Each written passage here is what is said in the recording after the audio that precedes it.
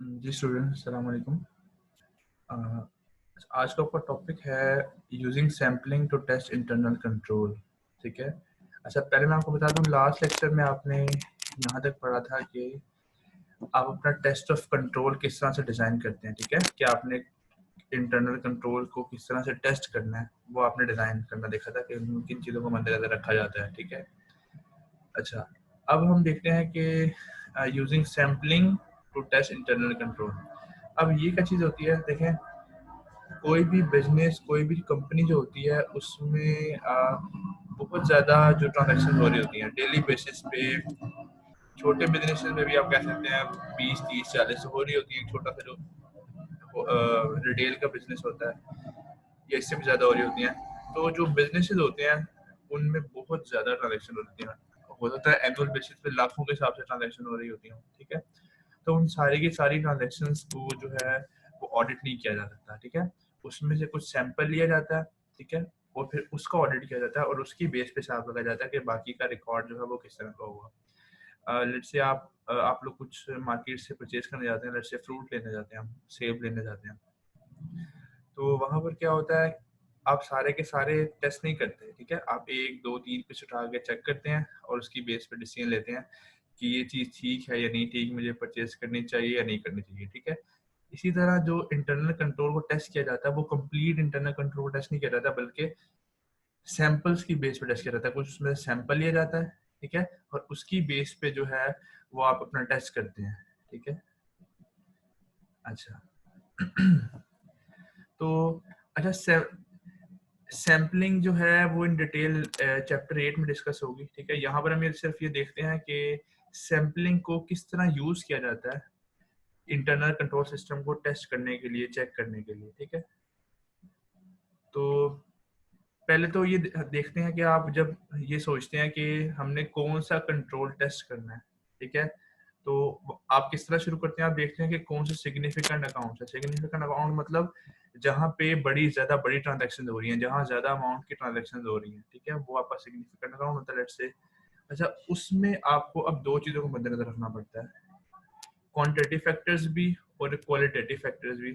अब quantitative factors वो होते हैं जो जिसका इम्पैक्ट जो होता है फाइनेंशियल स्टेटमेंट्स पे होता है।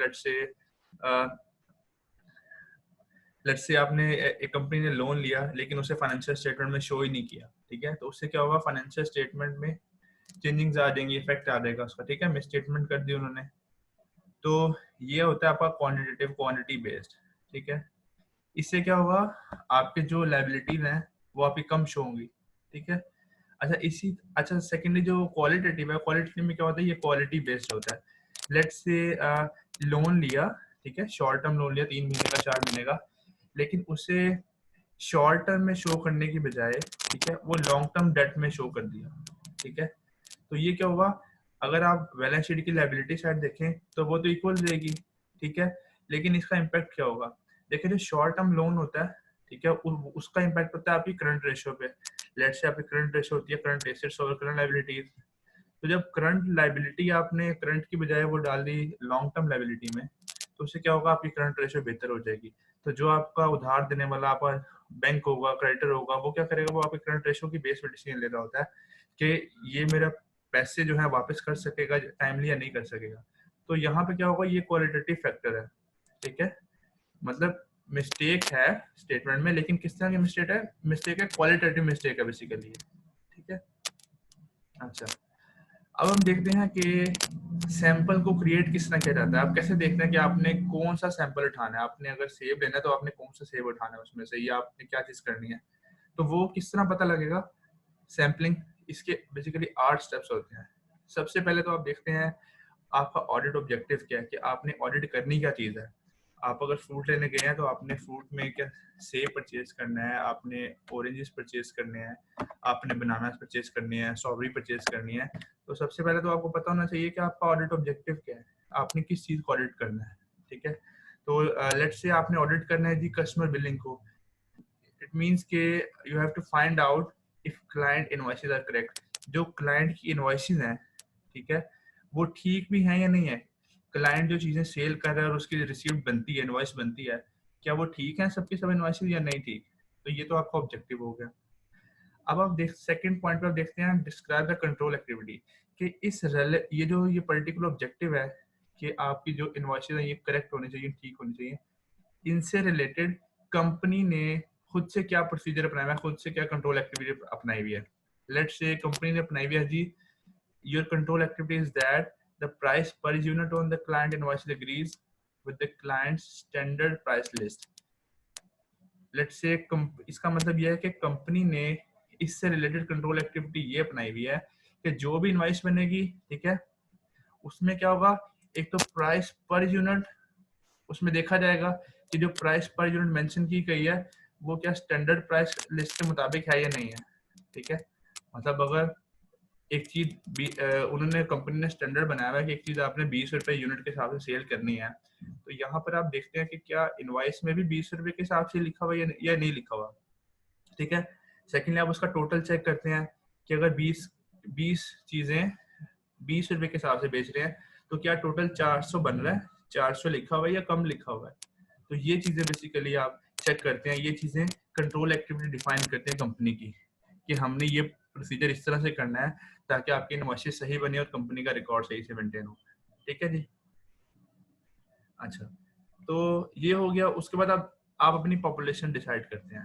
ठीक है, पॉपुलेशन कैसे डिसाइड होती है, पॉपुलेशन क्या होती है कि ओवरऑल वो जो सेट होता है जिसको आपने ऑडिट करना होता है, आपने किस चीज का ऑडिट करना है। ठीक है, आपने सेब का ऑडिट करना है, आपने किसी और फ्रूट का ऑडिट करना है। ठीक है, तो ये कैसे पता लगेगा, ये आपके सैम्पलिंग यूनिट से डिसाइड होगा। ठीक है, आपको पता होना चाहिए आपका सैम्पलिंग यूनिट क्या। आपने देखा क्या, सैम्पलिंग यूनिट जो है ना मेरा, वो लेट्स से इनवॉइस है। ठीक है, आपने भी इस एग्जांपल में क्या देखा कि आपकी जो सैम्पलिंग यूनिट है वो क्लाइंट की इनवॉइस है, आपने इनवॉइस की ऑडिटिंग करनी है। ठीक है, तो एक तो आपने सैंपल देख लिया कि क्लाइंट की इनवॉइस ऑडिट करनी है। सेकेंडली इसमें कंप्लीटनेस देखी जाती है कि वो जो इनवॉइसेस हैं उन पे नंबर्स लगे हुए हैं। लेट्स से रिकॉर्ड में लिखा हुआ है कि 1 से लेके इस साल तकरीबन लेट्स से 1.5 लाख का 1,55,000 ट्रांजेक्शन हुई है। तो आप रिसीट्स में देखते हैं कि क्या वाकई एक से लेके 1,55,000 तक रिसीट्स कंप्लीट है। ठीक है, तो ये चीज आप देखते हैं, यहाँ से आपको आइडिया होता है कि ये आपकी सारी की सारी पॉपुलेशन है। ठीक है, जिसमें से आपने सैंपल निकाल के उसका टेस्ट करना होता है। ठीक है, अच्छा, नेक्स्ट आप देखते हैं डेविएशन कंडीशन क्या है, कि ये जो पर्टिकुलर कंट्रोल है, ये जो कंपनी ने लगाया हुआ इन्वेस्टी से रिलेटेड, जिसमें उसने कहा था कि प्राइस जो है वो स्टैंडर्ड के मुताबिक सेट होनी चाहिए। ठीक है, देन उनकी टोटल वगैरह ठीक होने चाहिए सारी चीजें। तो डेविएशन कंडीशन क्या होगी कि अगर वो प्राइस स्टैंडर्ड प्राइस से मैच ना करिए तो ये डेविएशन कंडीशन होगी। ठीक है, मतलब स्टैंडर्ड से डेविएट कर रहा होगा, स्टैंडर्ड से हट के एक काम हो रहा है, तो ये डेविएशन कंडीशन है। देन आप देखते हैं कि एक्सपेक्टेड नंबर ऑफ डेविएशंस कितनी हो सकती हैं, कि इस रिकॉर्ड में कितनी एक्सपेक्टेड जो है आपकी डेविएशंस हो सकती हैं, चेंजिंग्स हो सकती हैं। ठीक है, कि कितना रिकॉर्ड जो है वो खराब हो सकता है इसमें से।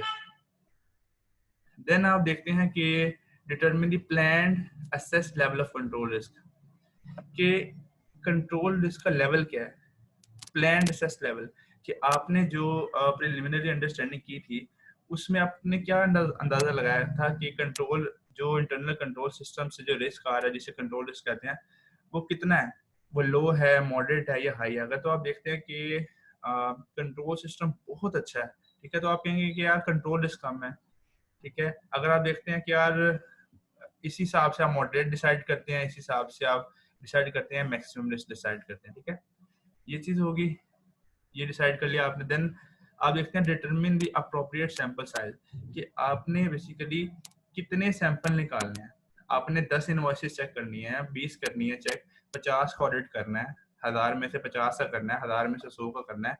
तो ये आप सैंपल डिसाइड करते हैं और ये आप नेक्स्ट चैप्टर में डिटेल देखेंगे ये किस तरह से किया जाता है। ठीक है, इसमें एक तरीका तो ये भी होता है कि आपकी फर्म पॉलिसी होती है। ठीक है, ऑडिट फर्म की अपनी पॉलिसी होती है कि हम इतने परसेंट जो है वो सैंपल कलेक्ट करेंगे। ठीक है, सेकेंडली आप डिफरेंट सॉफ्टवेयर के थ्रू चेक कर सकते हैं कि सैंपल साइज कितना होगा, और इस टॉपिक को हम डिटेल में नेक्स्ट चैप्टर में देखेंगे। इसी तरह किस बेस पे सैंपल सेलेक्ट करना है, ठीक है, जो सैंपल निकालना है किस बेस पे निकालना है। तो इसमें एग्जांपल है कि एट्रीब्यूट सैम्पलिंग। एट्रीब्यूट सैम्पलिंग मतलब आपने वो चीज निकालनी है जिसमें खास किस्म की सलाहियत मौजूद हो, इसमें खास किस्म की कैरेक्टरिस्टिक्स मौजूद हो, ठीक है। लेट्स से अगर हम इनवॉइसेस की बात करें तो एक एट्रीब्यूट ये हो सकता है, आप कहेंगे कि हम सारी की सारी वो वाली इनवॉइसेस चेक करेंगे जिनकी अमाउंट लेट्स 5,000 से ज्यादा है। तो ये एट्रीब्यूट है उसका, ये उसकी कैरेक्टरिस्टिक्स है कि इनवॉइस की 5,000 से ज्यादा की जो इनवॉइस होगी हम सिर्फ उनको ऑडिट करेंगे, इससे कम वाले को ऑडिट नहीं करेंगे। ये कैरेक्टरिस्टिक्स हो सकती है, ठीक है। अच्छा, अब ये तो हो गया। इसके बाद है जी knowing when internal controls are sound और वीक। कि आपको कैसे पता लगेगा कि इंटरनल कंट्रोल सिस्टम साउंड है या वीक है। साउंड मतलब स्ट्रांग है, इफेक्टिव है, या वीक है, ये कैसे पता लगेगा। तो आपने सारी चीजें देखी कि सबसे पहले आप देखते हैं आपका ऑब्जेक्टिव क्या है। जब आपने ऑब्जेक्टिव देख लिया, ठीक है, और उसके बाद अपना टेस्ट अप्लाई कर दिया उस पर, तो वहां से आपको पता लगेगा कि आपका कंट्रोल सिस्टम किस तरह का, वेल डिजाइंड है या वेल डिजाइंड नहीं है, ठीक है। अगर वेल डिजाइंड है तो उसमें क्या होगा, सेपरेशन ऑफ ड्यूटीज होंगी, ठीक है, हर बंदा अपना डिफरेंट काम कर रहा होगा। देन जो आपने इनवॉइस की डिटेल्स चेक की थी कि आपकी प्राइसेस जो है स्टैंडर्ड से मैच कर रही हैं या नहीं कर रही, और एट द एंड आपको पता अगर लगा कि ये सारी चीजें इफेक्टिवली काम कर रही हैं, तो यहाँ से आपको पता लग जाएगा सिंपली कि आपका जो कंट्रोल सिस्टम है क्लाइंट का वो स्ट्रांग है या वीक है, ठीक है। Then documenting your conclusion. अब आपका जो कंक्लूजन आया उसको आपने डॉक्यूमेंट करना है, ठीक है। अब ये डॉक्यूमेंटेशन स्टार्ट कैसे होती है, सबसे पहले तो आप उसमें ये लिखते हैं identify which particular message you test. सबसे पहले आप डॉक्यूमेंट में लिखते हैं कि आपने टेस्ट किस चीज का किया, ठीक है। यहाँ पे आपने टेस्ट किस चीज का किया था, इनवॉइसेस का टेस्ट किया था। देन आपने उसमें चेक क्या किया था, आपने उसमें चेक किया था कि प्राइसेस पर यूनिट जो है स्टैंडर्ड से मैच कर रही हैं या नहीं कर रही, ठीक है, ये आपने लिख दिया उस पर। देन आपने डॉक्यूमेंट पे लिखना है जी total amount of sample invoices कि आपने कितना सैंपल लिया था। आपने 150 इनवॉइसेस चेक की थी, 200 चेक की थी, या 2,000 की थी, या 5,000 की थी, ये आपने लिख दिया उस पर, ठीक है। देन आप अपने रिजल्ट्स जो आपके आते हैं, ठीक है, जो आपके टेस्ट के बाद रिजल्ट्स आते हैं, वो आप रिजल्ट प्रेजेंट करते हैं और आप अपना कंक्लूजन देते हैं। कंक्लूजन से आपको पता लगता है कि जब आप देखते हैं कि आपकी इनवॉइसेस सही तरह से जनरेट हुई हैं, स्टैंडर्ड के मुताबिक उसकी प्राइसेस लगी हैं, ठीक है, इनमें कोई इशू नहीं है, कोई डिस्क्रिपेंसी नहीं आई, तो इससे आपको पता लग जाएगा। तो कि आप एंड पे कंक्लूजन क्या देंगे, कंक्लूजन ये देंगे कि जो आपका इंटरनल कंट्रोल है ये इफेक्टिवली वर्क कर रहा है, ये वेल डिजाइंड है, ठीक है। और इसके अपोजिट भी हो सकता है, अगर ये चीज़ें सही मैच नहीं कर रही, अगर इनवॉइसेस सही तरह से नहीं बन रही, तो आप बाकी सारी चीज़ें सेम रहेंगी, ठीक है। इनवॉइसेस आपने इनवॉइसेस टेस्ट किया, आप ये लिख देंगे कि इनवॉइसेस टेस्ट की, ठीक है। इनवॉइसेस में क्या चेक किया, सेम चीज़ वही लिख देंगे आप कि आपने प्राइस चेक की कि स्टैंडर्ड के हिसाब से इनवॉइस बनी है या नहीं बनी। देन कितनी इनवॉइसेस चेक की ये लिख देंगे। देन रिजल्ट चेंज हो जाएगा अगर आपका रिजल्ट अगर आप देखते हैं कि रिजल्ट्स में ये आ रहा है कि कंट्रोल सिस्टम इफेक्टिव नहीं है, तो आप इसका नेगेटिव कंक्लूजन दे देंगे कि जी जो कंट्रोल सिस्टम है ये बेहतर नहीं है, ठीक है। अच्छा, नेक्स्ट है limiting audit procedures when controls are good. देखें, अब जब कंट्रोल ठीक होता है, ठीक है, जब एक कंपनी का इंटरनल कंट्रोल सिस्टम ठीक होता है, तो उससे होता क्या है, जब आपने उस पर टेस्ट अप्लाई किया सैंपल से, एक उसमें मिसाल के तौर पर इनवॉइसेस की मिसाल लेते हैं, 10,000 इनवॉइसेस हैं, ठीक है, आपने उसमें सैंपल लिया 500 या 700 का, उस पर टेस्ट लगाया, रिजल्ट आया जी कि कंट्रोल सिस्टम ठीक है। तो जब आपने ये चेक कर लिया कि कंट्रोल सिस्टम ठीक है, तो आप इसकी बेस पे जो डिटेल ऑडिट करेंगे उसमें लिमिट लगा देंगे कि यार अब मुझे हर एक चीज को ऑडिट करने की जरूरत नहीं है, इनका जो कंट्रोल सिस्टम है वो ठीक है। तो अब आप सिंपली चेक क्या करेंगे, अब आप सिंपली इसकी बेस पे, जब आपने देखा कि ये कंट्रोल सिस्टम ठीक है, तो इसकी बेस पे आप अपना ऑडिट प्रोसीजर बनाएंगे, ठीक है। वो क्या होता है जी, जिसमें आप अपनी नेचर, एक्सटेंट और टाइमिंग डिफाइन करते हैं। अब नेचर में क्या आएगा, जब आपने देखा कि गुड इंटरनल कंट्रोल सिस्टम है, तो इससे क्या होगा कि आपको पता है कि यार इसमें जो काम हो रहा है वो सही हो रहा है, सारी की सारी इनवॉइसेस सही तरह से बनी हुई हैं। तो अब आप ऑडिट क्या करेंगे, अब आप ऑडिट सिर्फ ये करेंगे कि क्या इसमें कंप्लीटनेस है। कंप्लीटनेस मतलब are are transaction included that took place during the year, कि क्या सारे साल में जो ट्रांजेक्शन हुई हैं वो सारी की सारी रिकॉर्ड कर दी हैं, ठीक है। क्योंकि इनवॉइसेस तो सही बनी हुई हैं, लेकिन क्या सारी इनवॉइसेस बनाई गई हैं जितनी ट्रांजैक्शन हुई हैं।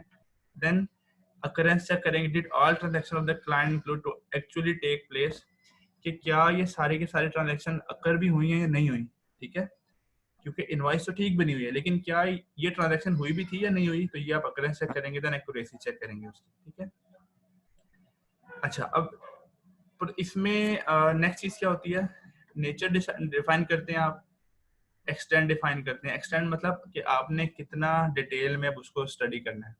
जब आपने कंट्रोल सिस्टम को टेस्ट किया तो आपको पता लगा कि कंट्रोल सिस्टम ठीक काम कर रहा है, तो अब आप ज्यादा डेप्थ के बजाय आप थोड़ी थोड़ी चीजों पे टेस्ट, थोड़े थोड़े से चीजों को ऑडिट करके आप उस पर डिसाइड कर लेंगे। तो इससे आप एक्सटेंड, ये बेसिकली आपका एक्सटेंड होता है, ठीक है। तो यहाँ से आप अपना ऑडिट प्रोसीजर को लिमिट लगा रहे होते हैं, इसको शॉर्ट कर रहे होते हैं। देन टाइमिंग, टाइमिंग मतलब कि इंटरनल कंट्रोल को आपने सॉरी टाइमिंग में हम ये डिसाइड करते हैं कि आपने एक कंपनी का ऑडिट कब करना है, एंड ऑफ ईयर करना है या 6 मंथ के बाद करना है, इंटरम ऑडिट करना है। तो अगर आप देखते हैं कि इंटरनल कंट्रोल सिस्टम जो है वो ठीक है, स्ट्रॉन्ग है, ठीक है, तो आप क्या करते हैं, आप इंटरम जो रिजल्ट्स निकलते हैं आपके 3 महीने बाद या 6 महीने बाद, उसका एक शॉर्ट सा ऑडिट करते हैं। जो उसका रिजल्ट आता है आप उसकी बेस पर डिसाइड कर लेते हैं कि आपको at the end of year अब सारी चीजों को डिटेल में देखना पड़ेगा, या इसी तरह से आपको वो देखना है कि कंप्लीटनेस, उसकी एक्यूरेसी, ठीक है, ये चीजें चेक करनी है। तो ये आप टाइमिंग में ये डिसाइड करते हैं। अच्छा जी, तो ये टॉपिक आपका इधर तक ही है, इसको आप देखें, इसको समझें, और अगर आपकी कोई क्यूरी है तो आप नेक्स्ट डिस्कशन सेशन में पूछ सकते हैं। Thank you so much.